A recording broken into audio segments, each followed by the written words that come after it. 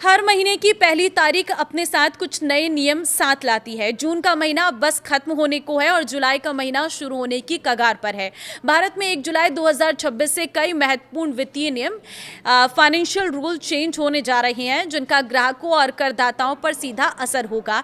इन नए नियमों में यूपीआई से पीएफ की निकासी से लेकर डीए में बढ़ोतरी, एलपीजी की कीमतों में बदलाव जैसी कई चीजों के होने की उम्मीद है। तो आइए जानते हैं कि 1 जुलाई 2026 से क्या क्या बदलाव होने जा रही हैं।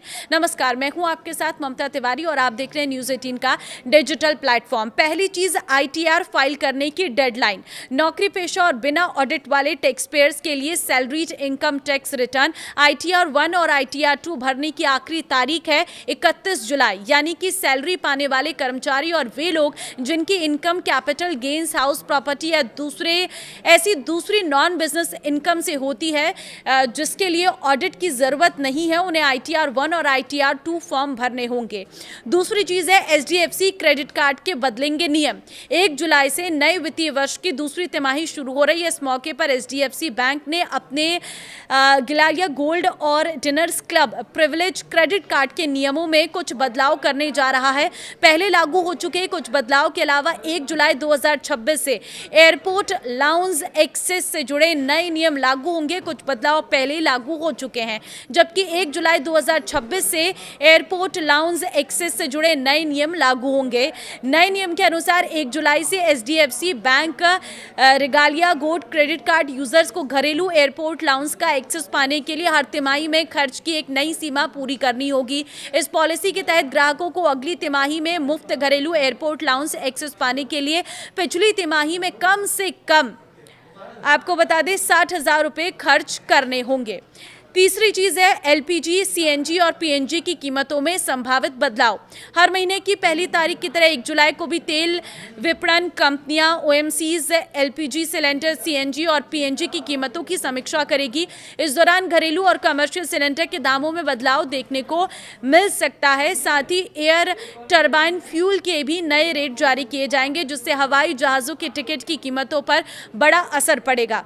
चौथी चीज है, यूपीआई से निकाला जा सकेगा पीएफ का पैसा। 1 जुलाई से यूपीआई से पीएफ निकालना एटीएम से कैश निकालने जितना आसान हो जाएगा। कर्मचारी भविष्य निधि संगठन ईपीएफओ के जुलाई में अपने नए डिजिटल प्लेटफॉर्म ईपीएफओ 3.0 को लॉन्च करने की उम्मीद है। इस सुविधा के शुरू होने के साथ ईपीएफओ सब्सक्राइबर्स यूपीआई के जरिए अपने पीएफ का पैसा निकाल सकेंगे। नई व्यवस्था लागू होने के बाद पीएफ का पैसा निकालने में कुछ दिन नहीं बल्कि चंद मिनट लगेंगे। इसके साथ ही एक और बड़ा बदलाव होने जा रहा है, पासपोर्ट बनवाना जो है वो महंगा हो जाएगा। विदेश मंत्रालय ने 1 दशक से भी अधिक समय के बाद पासपोर्ट फीस में भारी बढ़ोतरी की है। 1 जुलाई से लागू नए नियम के तहत 36 पेज के नए या री इशू पासपोर्ट की फीस 1500 रुपए से बढ़कर 2500 रुपए हो जाएगी, यानी कि सीधे 1000 रुपए की बढ़ोतरी की गई है। वहीं तत्काल सर्विस के लिए अब पहले 3500 की जगह 5000 रुपए देने होंगे। अगर 60 पेज के जंबो पासपोर्ट की फीस की बात करें तो 6000 रुपए तक कर दी जाएगी। वहीं आपको बता दें कि रेलवे पेनल्टी के नियमों में भी बदलाव हो रहा है। 1 जुलाई से बिना टिकट यात्रा करने पर डबल जुर्माना देना होगा। नए नियमों के तहत जुर्माने की राशि को 250 रुपए से बढ़ाकर 500 रुपए किया जा रहा है। साथ ही अब से अगर कोई पुरुष महिला कोच में सफर करते हुए पाया गया तो उस पर 2500 रुपए का जुर्माना लगाया जा सकता है। और एक और बड़ी खबर यह है कि फ्री में अपडेट होगा आपका आधार।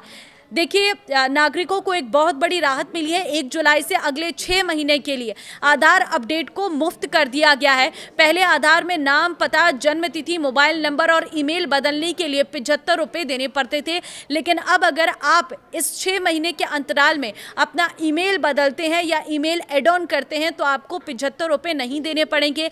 ये भी बता देती हूँ कि ये सुविधा सिर्फ और सिर्फ आधार मोबाइल ऐप के लिए ही है।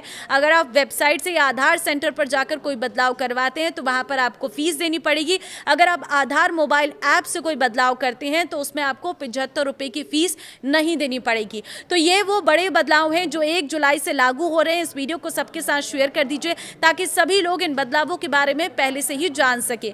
आपको क्या लगता है इन बदलावों के बारे में? अपनी राय भी जरूर दें। नमस्कार।